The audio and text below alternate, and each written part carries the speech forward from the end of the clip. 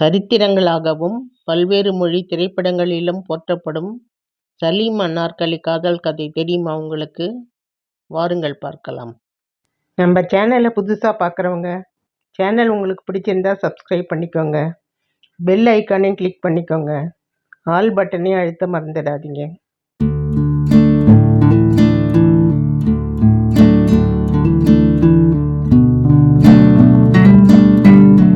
பதினாறாம் நூற்றாண்டில் நடந்த உண்மை கதை இது. பேரரசர் அக்பர் தனக்கு ஒரு ஆண் வாரிசு வேண்டுமென்று தினமும் இறைவனை தொழுது கொண்டிருந்தார்.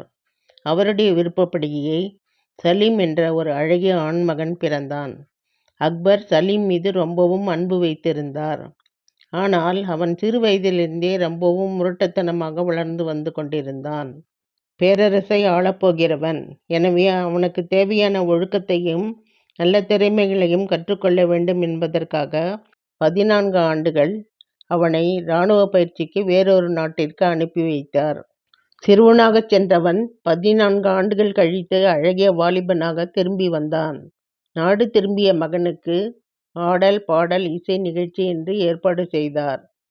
அன்று ஆட்ட நிகழ்ச்சிக்கு வந்தது சபர்நிசா. ஆம், அவள்தான் அனார்கலி.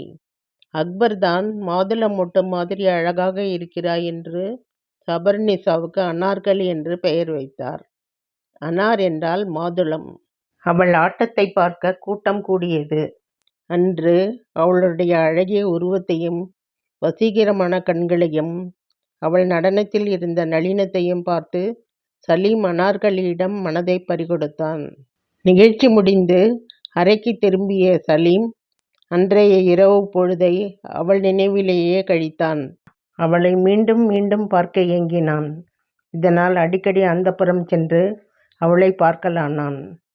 முதலில் இதை இயல்பாக எடுத்துக்கொண்ட அனார்கலி, அவன் தன்னுடைய தீவிர காதலை அவளிடம் வெளிப்படுத்திய பொழுது மிகவும் பயந்து போனாள்.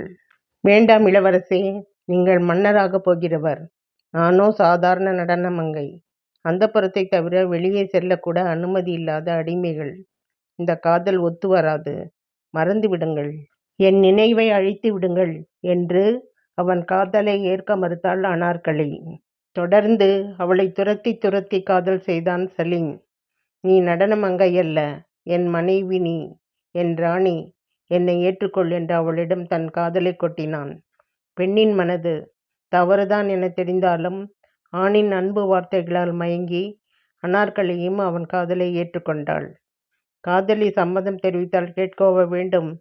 அடிக்கடி அனார்கலியை சந்திக்கலானான் சலீம். இது அக்பர் காதிற்கு சென்றது. அக்பர் அதை முதலில் பெரிதாக எடுத்துக்கொள்ளவில்லை. பருவ வயது, மோகம் தீர்ந்தால் வந்துவிடப் போகிறான், அனுபவிக்கட்டும் என்று விட்டுவிட்டார். ஆனால் அவர் நினைத்தது போல் அவன் உல்லாசத்திற்காகவோ பொழுதுபோக்கிற்காகவோ அவளிடம் பழகவில்லை. தன் உயிரே அனார்கலி. அனார்கலி இல்லை என்றால் தனக்கு வாழ்வே இல்லை என்னும் அளவுக்கு உயிருக்குயிராக காதலித்தான். இப்போது நிலைமை கைமீறி போய்விட்டதை எண்ணி வருத்தமுற்றார் அக்பர். மகன் அரச பதவி வகிக்க வேண்டுமானால் அவன் அரச குடும்பத்தை பெண்ணை மணக்க வேண்டும். ஒரு நடன மங்கையை திருமணம் செய்தால் அரசனாக இருக்க முடியாது என்பது முகலாயர்களின் அரசியல் கலாச்சார வழக்கமாக இருந்து வந்தது. இதற்கு முடிவு கட்ட அனார்கலியை அக்பர் சந்தித்தார். இனிமேல் சலீமை சந்திக்க கூடாது, அவனை மறந்துவிடு, இல்லையேல் உன் உடலில் உயிர் இருக்காது என்று கூறி அனுப்பி வைத்தார். ஆனால் அனார்கலி வேண்டாம் என்று பார்க்க மறுத்தாலும் சலீம் அவளை விடவில்லை. தொடர்ந்து சந்தித்தான். ஒற்றர் மூலம் அறிந்த அக்பர் அனார்கலியை சிறை வைத்தார். அனார்கலியை நண்பர்கள் உதவியோடு சிறையில் இருந்து மீட்டு பாதுகாப்பாக ஓரிடத்தில் மறைத்து வைத்தான் சலீம். அக்பருக்கு கோபம் பொங்கியது. மேலும் தன் இராணுவ நண்பர்கள் உதவியுடன் அக்பரை எதிர்த்து போர் புரிந்தான் சலீம். அக்பரின் மாபெரும் படையின் முன் தோற்றுப்போனது சலீமின் போர்ப்படை. பெற்ற மகனையே கைது செய்து சிறையில் அடைத்தார் அக்பர். அக்பர் கோபம் அனார்கலி மேல் திரும்பியது. நாட்டில் ஒரு அறிவிப்பு செய்தார். அனார்கலி எங்கிருந்தாலும் அக்பரை வந்து சந்திக்க வேண்டும். அப்படி வரவில்லை என்றால் சலீம் தூக்கிலிடப்படுவான் என்று அறிவித்தார். தன் மகனை அக்பர் கொல்ல மாட்டார். உன்னை கண்டுபிடிக்கவே இப்படியெல்லாம் செய்கிறார், போகாதே என்று நண்பர்கள் எவ்வளவோ தடுத்தும் அனார்கலி கேட்கவில்லை. ஆனால் அனார்கலியோ இந்த அறிவிப்பை கேட்டதிலிருந்து மனம் பதைத்தாள்.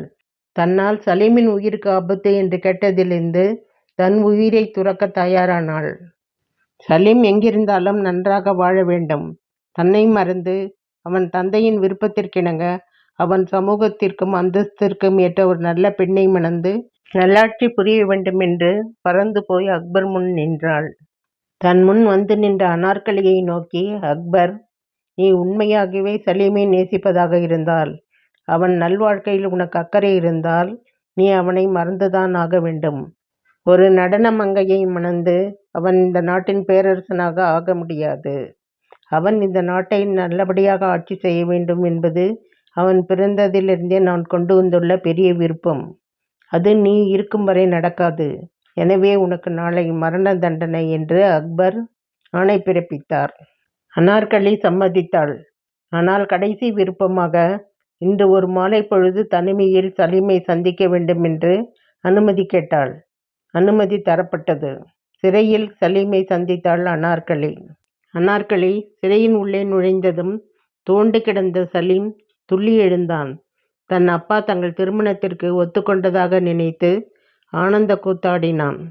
அவள் கைகளை பிடித்து கொண்டு மகிழ்ச்சி களிப்பில் ஏதேதோ பிதற்றிக் கொண்டிருந்தான். ஆனால் அனார்கலிக்கோ, இதுதான் இறுதி நாள், நாம் கடைசியாக சலீமை பார்க்கின்றோம் என்ற துக்கம் தொண்டையை அடைத்தது. ஆனால் சலீமின் சந்தோஷத்திற்கு பங்கம் விளைவிக்காமல் பொங்கி வரும் கண்ணீரை அணை போட்டு தடுத்து புன்னகை மாறாமல் அவனையே பார்த்து கொண்டிருந்தாள். அப்பா, அவன் இவ்வளவு சந்தோஷமாக இருந்து எத்தனை நாட்களாயிற்று? கொஞ்ச நாட்களாகவே அவன் தந்தையுடன் விவாதம், போர், சிறைவாசம் என்று இருண்டு கிடந்த முகம் இன்றுதான் மலர்ந்து காணப்பட்டது. அனார்கலியும் புன்னகை மாறாமல் அவன் சிவந்த அழகிய மலர்ந்த முகத்தை படம் பிடித்து தன் மனதில் தேக்கிக் கொண்டிருந்தாள். இத்தனை நாட்களும் அவள் உடலிலும் உணர்விலும் ஏற்கனவே பதிந்த முகம்தான் அது. ஆனால் இன்று என்னவோ அவளுக்கு அவனை அப்போதுதான் முதலில் பார்ப்பது போன்ற ஓர் உணர்வு ஏற்பட்டது. நேரம் கடந்து கொண்டே இருந்தது. பேரரசர் அக்பருக்கு வாக்களித்தபடி அவள் வெளியேற வேண்டும். காவலர்கள் வரும் நேரம் நெருங்கி கொண்டிருந்தது. பொழுதும் புலர ஆரம்பித்தது. தன்னுடைய மரண தண்டனை நிறைவேறும் வரையில் சலீமால் அதற்கு எந்த தடையும் வரக்கூடாது என்று பயந்த அவள் அவனுக்கு மயக்க மருந்து கலந்த பாலை கொடுத்து அவனை மடியில் கிடத்தி அன்பாக தட்டி ஆழ்ந்து உறங்கச் செய்தாள். அவன் தலையை செல்லமாக வருடி கொடுத்து அவன் பாதங்களை தொட்டு வணங்கி பிரிய மனமில்லாமல் கண்ணீருடன் மெல்ல வெளியேறினாள். கைது செய்து அழைத்துச் சென்ற காவலர்கள் அவளை ஒரு குழிக்குள் இறக்கினார்கள். அவளுடைய கைகள் கட்டப்பட்டு இருந்தது. இருட்டு குழிக்குள் இறக்கி கான்கிரீட் கல்லை வைத்து கல்லறையை மூடினார்கள். மூச்சு விட முடியாமல் துடிதுடித்திருந்தாள் அனார்கலி. மறுநாள் மயக்கம் தெளிந்து எழுந்த சலீம் விடுவிக்கப்பட்டான். நண்பர்கள் அனார்கலி இறந்த விஷயம் சொல்ல ஓடினான். நான் காதலை உயிரோடு புதைத்த இடம் சென்றான். அருகில் சென்று பார்க்கக்கூட அவனுக்கு அனுமதி இல்லை. தொலைவில் மண்டியிட்டு அழுதான். அனார்கலி, அனார்கலி என்று கதறினான். அனார்கலி, என்னிடம் வந்துவிடு அனார்கலி. என்னை விட்டு பிரிந்து செல்ல உனக்கு எப்படி மனம் வந்தது? நான் நேற்று உன் மடியில் படுத்திருந்த பொழுது எவ்வளவு ஆனந்தமாக இருந்தேன் தெரியுமா? எனக்கு இப்படி ஆசை காட்டி மோசம் செய்து விட்டாயே என்று முட்டினான். மோதிக்கொண்டான். அவனை தேற்ற யாராலும் முடியவில்லை. நீண்ட நாட்கள் சுய நினைவின்றி தான் என்ன செய்கிறோம் ஏது செய்கிறோம் என்றறியாமல் அவள் நினைவிலேயே சுற்றி சுற்றி வந்து கொண்டிருந்தான். காலங்கள் கடந்தன. அக்பர் மறைவிற்கு பிறகு ஆட்சி பொறுப்பை சலீம் ஏற்க வேண்டியதாயிற்று. அப்போது அவன் ஜஹாங்கீர் என்று அழைக்கப்பட்டான். ஆளாற்றாத புண்ணை நாளாற்றும் என்பார்கள். அவனும் கொஞ்சம் கொஞ்சமாக தன் கவலையை மறந்தான். ஆட்சி பொறுப்பில் கவனத்தை செலுத்தினான். நல்லாட்சி புரிந்தான். அவனுக்கும் திருமணம் நடந்தது. குழந்தைகள் பிறந்தனர். அவர்களில் ஒருவர்தான் தாஜ்மஹாலை கட்டிய ஷாஜகான். ஒரு புறம் இதெல்லாம் நடந்து கொண்டிருந்தாலும் அவன் உள் மனது அனார்கலி, அனார்கலி என்று சதா புலம்பிக் கொண்டிருந்ததை அவன் அனார்கலியின் நினைவாக வடித்து வைத்திருக்கும் பளிங்கு கல்லறையில் அவன் பொறித்து வைத்திருக்கும் வாசகங்களே சான்று. அவனுடைய ஆட்சி காலத்தில் லாகூரில் அனார்கலி பஜார் என்ற இடத்தில் பளிங்கு கற்களாலான கல்லறை ஒன்றை வடித்தான். அதில் ஒரு வாசகத்தை பதித்தான். என் காதலியின் முகத்தை இன்னொரு முறை பார்ப்பதற்கு அல்லாஹ் கருணை காட்டினால் நான் இறந்த பின்னும் நன்றி கடன் செலுத்திக் கொண்டே இருப்பேன் என்று எழுதி அதில் மஜ்னு சலீம் அக்பர் என்ற தன் பெயரையும் பொறித்து வைத்திருக்கின்றான். இது சலீம் அனார்கலி காதல் காவியத்தை எல்லோருக்கும் பறைசாற்றிக் கொண்டே இருக்கும்.